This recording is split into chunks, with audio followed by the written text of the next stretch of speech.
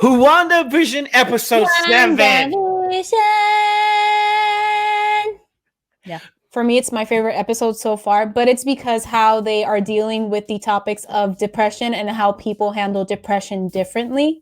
This is reflected mostly on Wanda and Monica, and it's represented in such a brilliant way in the scene where Wanda and Monica have their conversation outside of her house. You see somebody who is still in denial with her depression and her situation, and you see Monica who overcomes this and gains the full force to embrace her powers. And I thought that was super awesome. But I have to say that I was really frustrated when this episode ended, because I thought that I was pissed off, because I thought that they announced that obviously what we were all expecting, that Agnes, the noisy neighbor, actually is Agatha, which I think most of us knew. I knew it in episode 5 when Sparky died. I knew that she was the one who killed Sparky as a way of punishing Wanda for exiting the hex to confront Sword. Yeah. With that ending to this episode, I felt that the cut was so harsh that I was frustrated.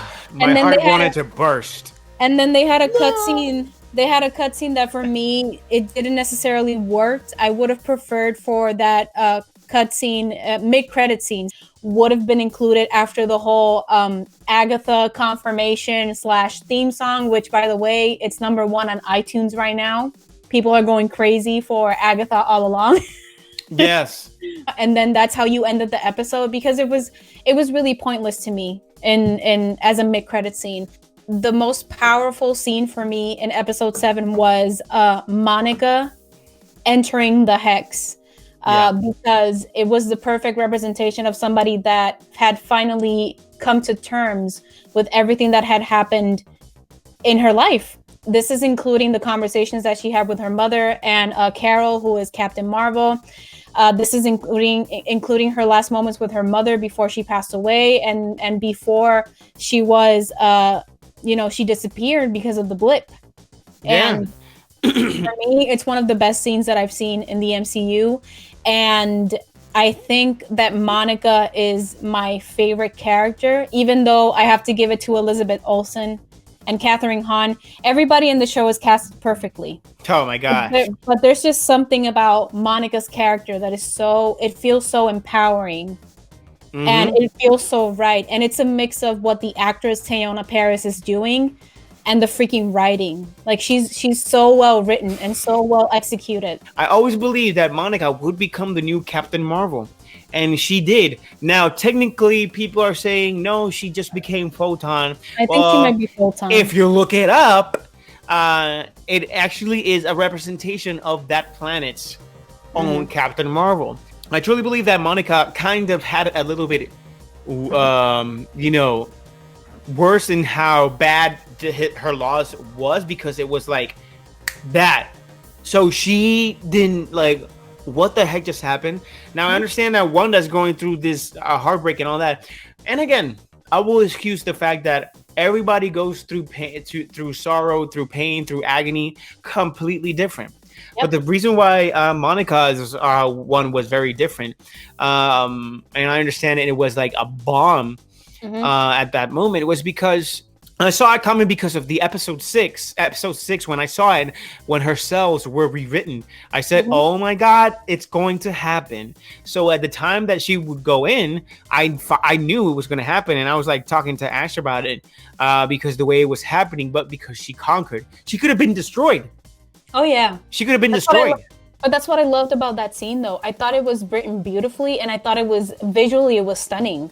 Like seeing her just push through it, and then you mix in her memories, and I remember, and Paola knows, like I think on Friday or Saturday we had like a full-on conversation about our theories and just discussing the comics in general.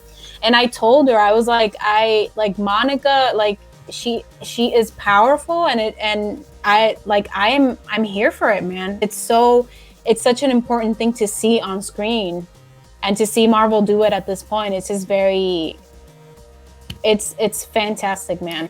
I enjoyed this episode more because it was the unraveling. It was we finally get to see Agatha. We Yeah. finally get to see what we suspected, and I that told you so. and that montage at the end, it was perfect. priceless. It was epic. It was like, wow, I freaking enjoyed it. Which, by the way, I told this to our friends in Cine PR, pero if you guys didn't know, every jingle in WandaVision is written by the same writers of the songs from Frozen and Frozen 2. The fact that now Vision has an insight on what really is going on, because when I think it was Lucy, Dottie, or Lacey, Darcy. Sorry, Darcy. We're terrible with names, man. Yes, when Darcy was actually going through the freaking hex, and which Vision actually put her hands in the head, brought her back to reality, and that he has all this information is kind of like mind-blowing in the sense where we don't know where this is going to lead.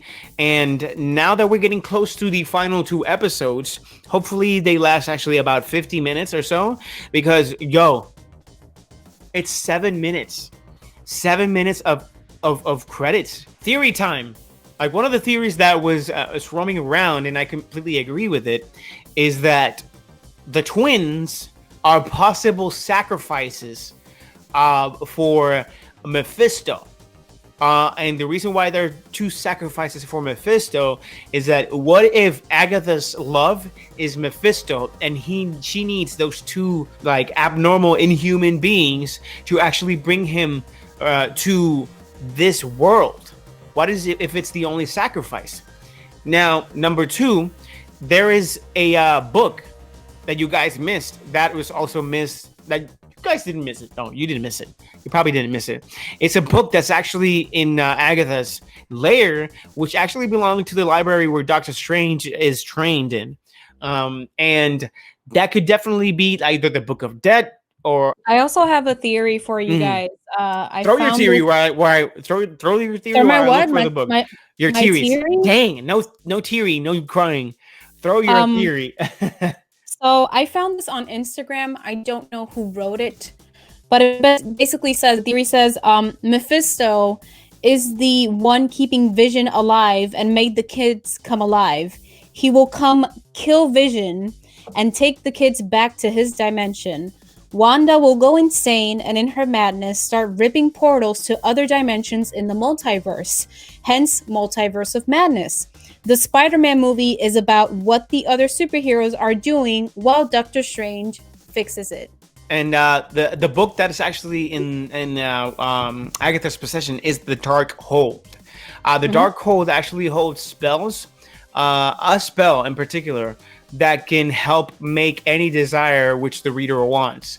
And so it's like a wishing book, and it has more to it, but that is actually one of the primary, functions of that particular book.